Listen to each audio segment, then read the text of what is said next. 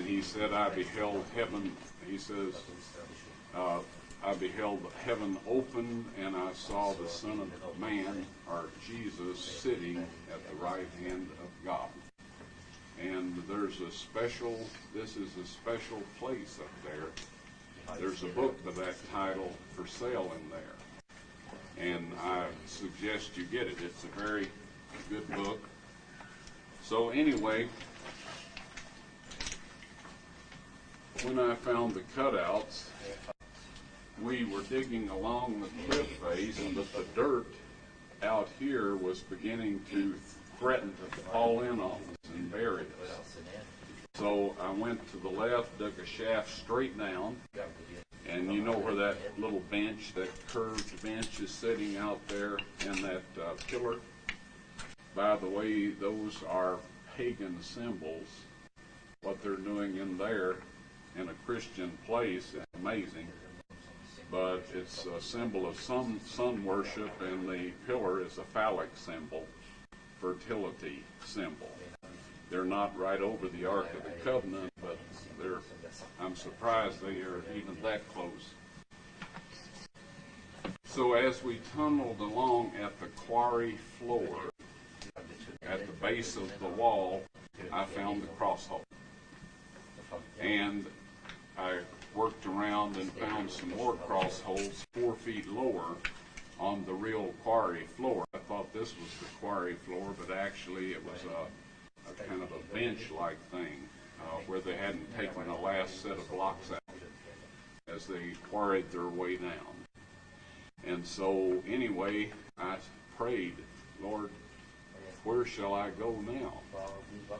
Now, we had found the crucifixion place, and I was quite excited about that. But we were looking for the Ark of the Covenant.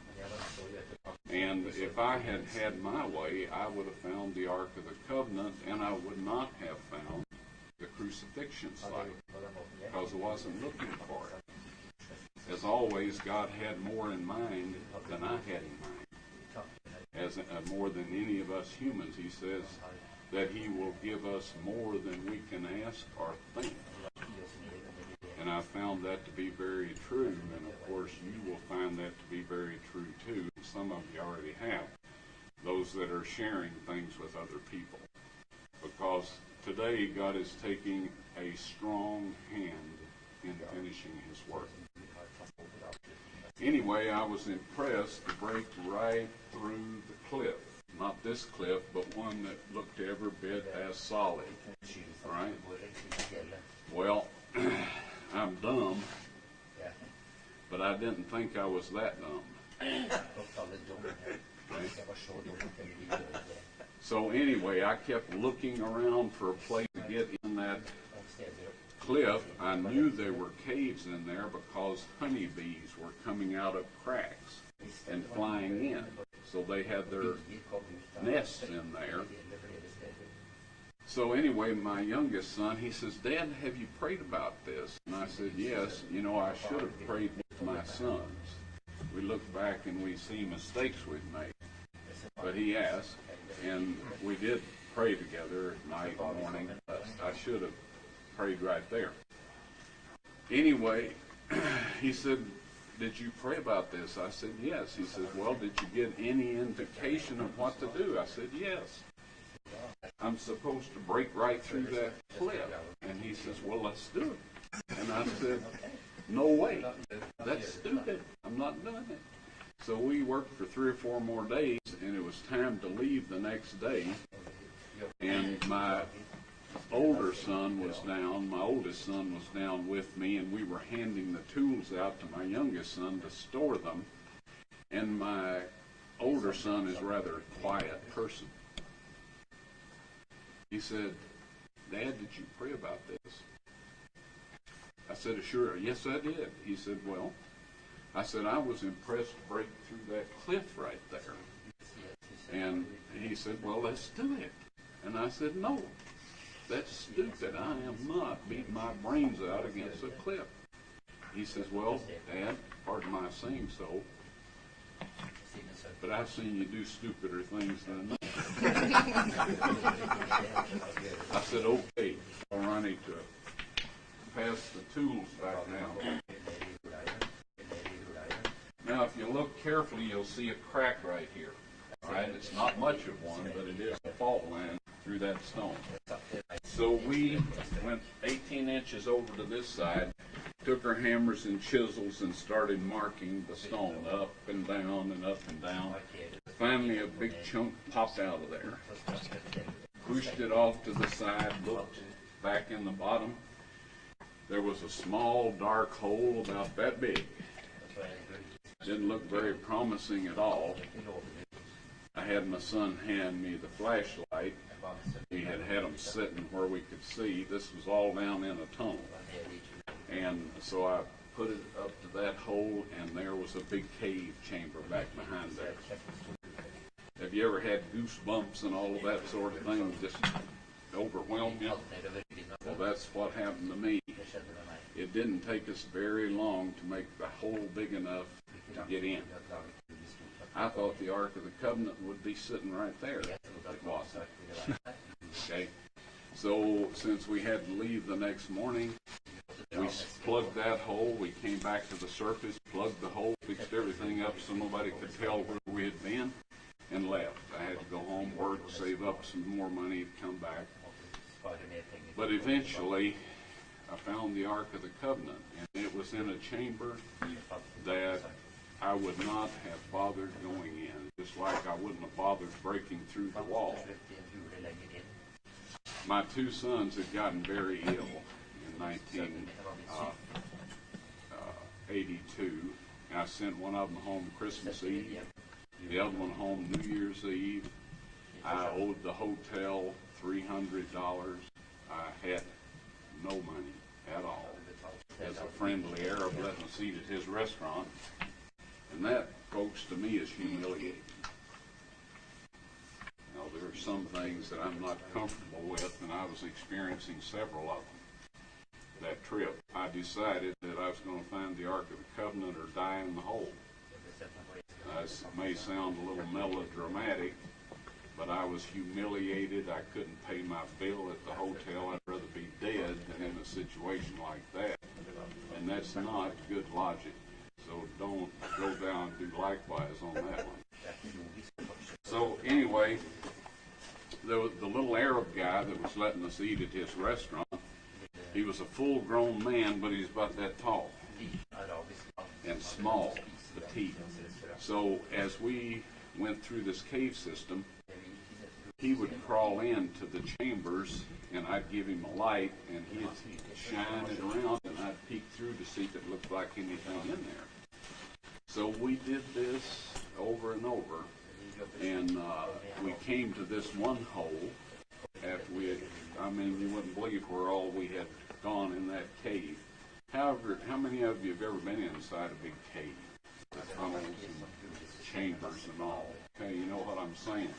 We had just been all over the place, up and down, different levels, and at this point in time we had gone about 45 feet down and then back up, and here this hole was in the wall, about that big around, and there was a stalactite hanging right down the middle of it. It's the only stalactite I had seen in the cave that wasn't just little ones. This was a big one, and I have it in my collection of things.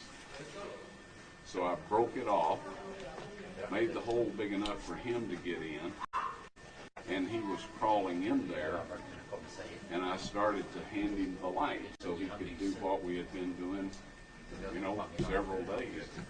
He came tearing out of there. His eyes were big as human eyes can get, and he said, "What's in there? What's in there? I'm not going back in there." And I said, "Well, what did you see?" He said, "I didn't see anything." And I thought, well, okay. Now, he had been in tighter places than that and had not responded that way. So I got this little beam of light, in a very dark place here. And I thought, that is divine terror. That's supernatural terror. So I figured that is either where the Ark of the Covenant is, or it's the way to get to it, one or the other. And God doesn't want this fellow to know it. Where it is. So anyway, he said, he just said, I must get out of here. So off he went. So I made the hole big enough for me to get in. I got in there, and folks, it was full of rocks, bigger than these here, up to within 18 inches or so of the ceiling. If this young man hadn't been terrorized and come scooting out of there like he did, I would not have gone in that place. But who needs rocks? We've been moving thousands of them for 3 years. So anyway, I crawled in there with the flashlight, and I crawled around on top of the rocks, and I shined the light down between the cracks in the rock, and there a flat gold thing reflected back at me. So I moved over and shined down through another. There was 2 reflections, one here, one there, and one over here. So I knew it was a flat gold top. And I thought, the Ark of the Covenant. I forgot about the cherubims, sitting on top. They'd have been poking up through if that was the top of the mercy seat. But anyway, I started moving these rocks, and I stuck them everywhere I could. By the time I got down to that gold surface, I had them behind my shoulders, leaning back against them, and it was the table of showbread. Well, hey, that's not a bad thing, huh? But anyway, I was looking for the Ark of the Covenant, and it was only then that I took time to carefully examine the rest of the chamber. See, I had just crawled in, took a quick look, and started checking down under the rock. So as I moved the flashlight along the wall, I saw a stone box sitting against the wall about this low, this much space between it and the ceiling. The lid was broke, slid around, and right above it was a crack with dark brown-looking material at the bottom on the bottom of this crack. And I was able to see the top of the lid of the box. On both sides of the broken pieces was more of this brown stuff.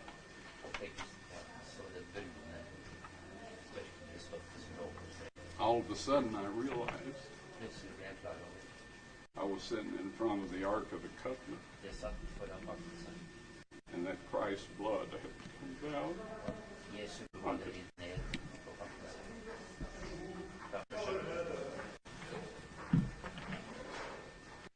I had never heard anybody preach anything about that sort of possibility. Never. And it was too much for me.